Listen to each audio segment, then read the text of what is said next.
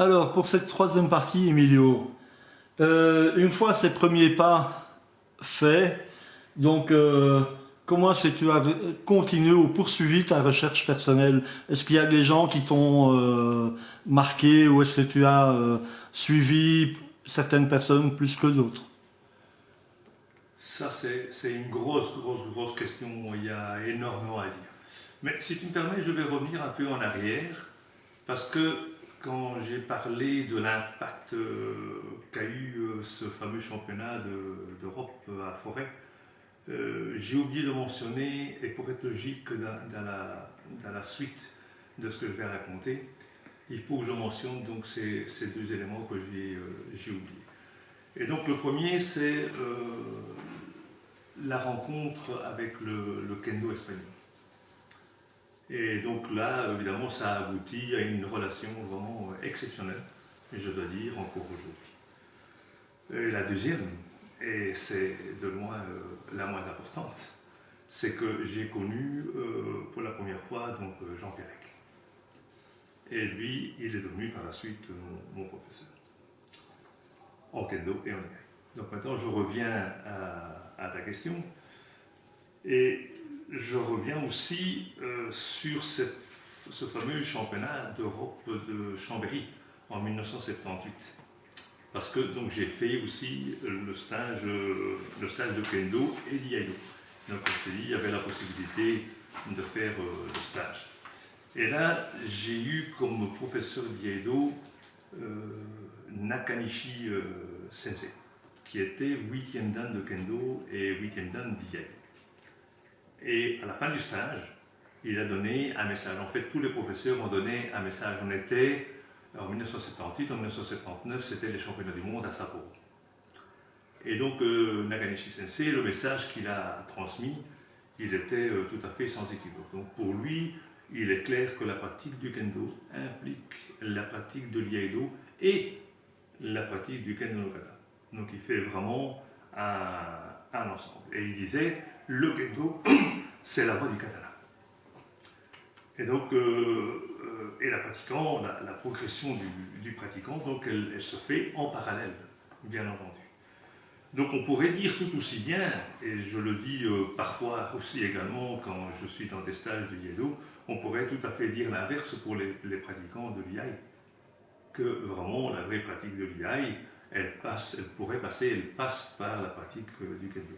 Il y a des professeurs je mentionne comme ça au hasard, Oda Sensei, malheureusement qui a disparu, mais lui, il était clair que le kendo fait partie de sa pratique d'iai. Donc voilà, donc ce message en question, donc, il m'a marqué énormément à cette époque-là. Et attention, il ne faut pas non plus qu'il y ait de malentendus sur mes propos, surtout à l'égard des personnes qui ne pratiquent qu'un seul art martial. Et donc, pratiquer l'ensemble, kendo iaido ou iaido kendo, est un idéal, mais il est clair que les gens n'ont pas toujours l'occasion de pratiquer les deux, pour des raisons professionnelles, privées, enfin, peu importe. Et je voudrais donc aussi dire aussi que les gens qui réussissent à un grade élevé, quelle que soit la discipline, là on parle bien sûr kendo iaido, puisque c'est un peu le cas, donc c'est vraiment c'est digne de respect. Et donc c'est dire que je respecte beaucoup les gens qui ne font que de l'iai, ou les gens qui ne font que du kendo. Et je voudrais aussi être complet dans cet idéal, parce que, et je veux parler ici maintenant de Hirakawa Sensei. Donc Hirakawa Sensei, la première fois où il est venu en Belgique, c'était en 1980. On l'a rencontré pour la première fois lors du stage de Kitamoto. Le stage de Kitamoto qui a suivi les championnats du monde à Sapporo. Donc après, nous sommes tous rentrés sur Tokyo, et là, donc, il y a eu le premier stage de Kitamoto, où il y avait quand même pas mal de pratiquants. Hein. C'était une affaire de 150 pratiquants. Pratiquement tous les étrangers ont bénéficié donc, de ce stage. Et donc, pour revenir à Hirakawa Sensei, donc, il dit, et il m'a souvent dit, que la pratique du kendo et de l'iaido sont vraiment intimement liées. Il dit cette expression Kenkyo Itai. Donc il veut dire que simplement le kendo et les deux sont identiques. Et au risque de trahir sa pensée, inséparable aussi également. Et ça, il me l'a dit des dizaines et des dizaines de fois, depuis que je le connais, c'est vraiment ça. Et il y a d'ailleurs sa devise qui est sur son tenue, je ne sais pas si tu as ce tenue, donc il est marqué Kenshin Ichijo. Et donc Kenshin Ichijo, traduit littéralement, c'est l'esprit de sabre en enfant de cœur. Et donc ça reflète parfaitement sa pratique de kendo à travers le katana. Et tu sais bien que quand il explique le kendo, c'est le sabre. Et il y a très, très peu de professeurs de kendo qui font ça. Et ça, c'est quelque chose qui m'a toujours un peu émerveillé. Donc, voilà. Et donc, je profite aussi de cette interview pour le remercier particulièrement pour l'aide paternelle, si je puis dire, et bienveillante qu'il a eu avec moi et qu'il a encore à l'heure actuelle avec moi depuis qu'on se connaît. Donc, c'est vraiment quelqu'un que j'apprécie énormément. Donc après, la poursuite de ma recherche personnelle, elle a suivi le même rythme que mon professeur, puisque mon professeur, en définitive, ça a été Jean Pérec. Et donc ça, depuis 1978 jusqu'à son décès, en 2017. Cette période, la période où je l'ai connu, il y a une période qui a été très gratifiante, et c'est la période où j'étais son assistant technique au niveau de l'EKF. Pourquoi? Parce que cette période a eu un impact énorme, il y a eu un grand partage entre nous, il y avait beaucoup de sincérité et beaucoup de discrétion sur de nouveaux sujets. Donc je n'en dirai pas plus, bien entendu. Les progrès aussi de Kendo et d'Iaido passent par beaucoup de déplacements que nous avons faits ensemble, bien entendu, mais aussi individuellement, tant en Europe qu'au Japon. Et donc, à ce niveau-là, ça nous a permis de rencontrer et de pratiquer avec des professeurs de légende à cette époque-là. Pour ne citer que quelques-uns, il y avait bien sûr Nakakura Sensei, il y avait Ono Sensei, Nokoku Shikan, Narasaki Sensei, il y avait Kurazawa Sensei, Kasahara Sensei, Yamashibu Sensei bien entendu, et Oda Sensei avec qui j'ai pratiqué aussi au Japon à un moment donné, mais c'était surtout sur des conseils avisés d'IAI avant des examens. Donc voilà. Il y a aussi cette recherche personnelle passe aussi par la participation à des championnats de kendo. Des championnats de kendo depuis mes débuts, tant au niveau national qu'au niveau international.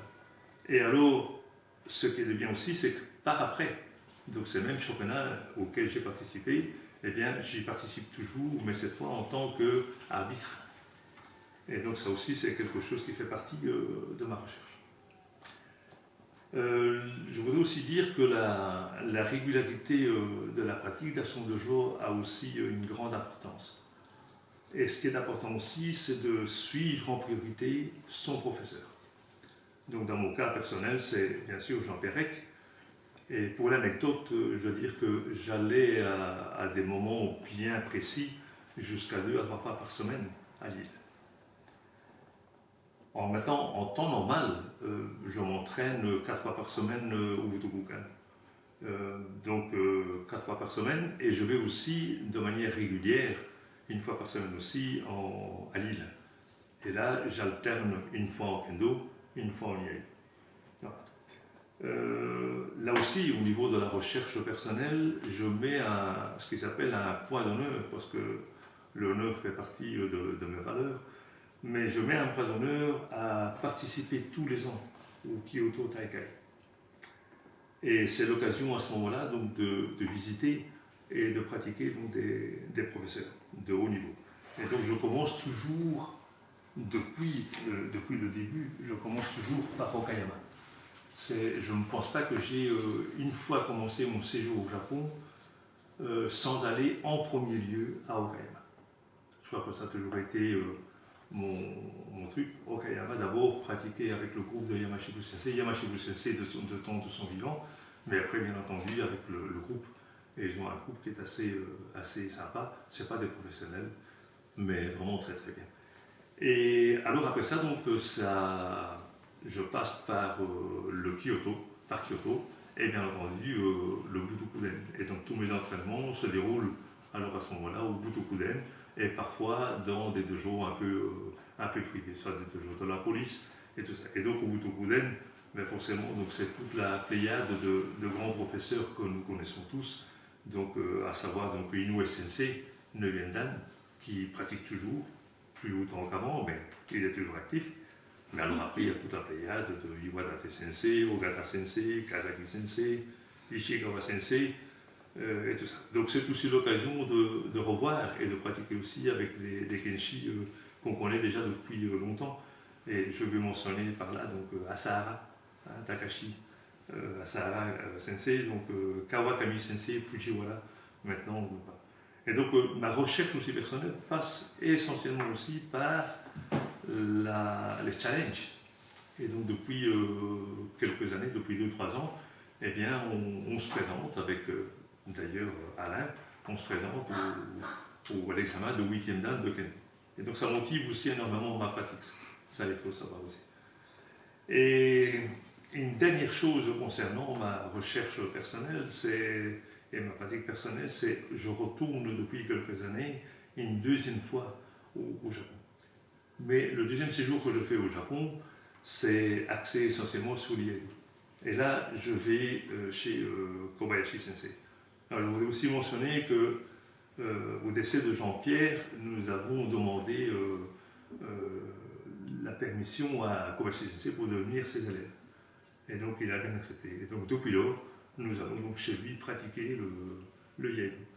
Et donc, ça se passe, je ne vais pas tout seul. Donc, je vais avec des amis, quelques amis, mais on partage tous le même idéal. Et la pratique donc chez lui, à son dojo, c'est quelque chose qui est assez intense, parce que nous pratique entre 6 et 7 heures d'iai par jour, et essentiellement le Zenkenren, mais bien sûr aussi Koryu, le Musoshi Neryu. Et nous avons aussi la chance de bénéficier de l'enseignement de Ito Sensei, que vous connaissez, puisqu'il vient pour le stage de décembre, et alors aussi Yamazaki Sensei. Donc tous les deux, ce sont des élèves directs, sont tous les deux 8e dan, ce sont des élèves directs de Kobayashi Sensei. Et donc là aussi, ce n'est pas encore le cas, mais j'espère qu'un jour, le moment venu, j'aurai la possibilité de présenter le 8e dan aussi d'IAI. Donc c'est vraiment une pratique qui se fait en parallèle, avec une progression aussi qui se fait en parallèle, et c'est très très très important pour moi.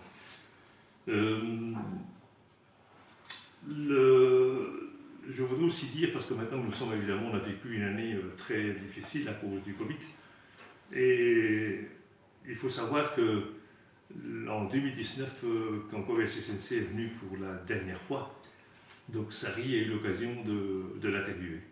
Et il a dit quand même des choses qui m'ont vraiment interpellé et qui m'ont fait beaucoup réfléchir. Et enfin, tout à l'heure on parlera un peu de ça, donc en dehors de l'interview. Mais je voudrais aussi dire que ce Covid en question m'a obligé un peu à revoir un peu ma pratique. Et donc depuis donc, le Covid, eh bien, je pratique tous les jours chez moi à la maison, samedi et dimanche compris. Et je commence toujours ma pratique le matin en tant qu'asageko. C'est un passage, donc je commence toujours par là, je fais 600 suburi. Et je divise ces suburi 300-300, pourquoi 300-300 ? Parce que les premiers 300, je fais référence un peu aux suburi spéciaux de Ishikawa Sensei, de Kyoto. Et la deuxième partie des suburi, c'est axé surtout sur la coupe. Et donc là, je fais référence bien sûr à l'iaido. Et après, dans le courant de la journée, je pratique toute la série de Zenken Iaido et toutes les séries de Koryu. Voilà. Et donc, je voudrais terminer aussi par ça en disant que dans la pratique du Budo, il n'y a pas de raccourci. Donc, on est tous obligés, surtout en Kendo et en Iaido, il n'y a pas de raccourci. Et il n'y a pas de raccourci pour progresser. Et donc, beaucoup de professeurs disent Chikamichi Nashi. Voilà.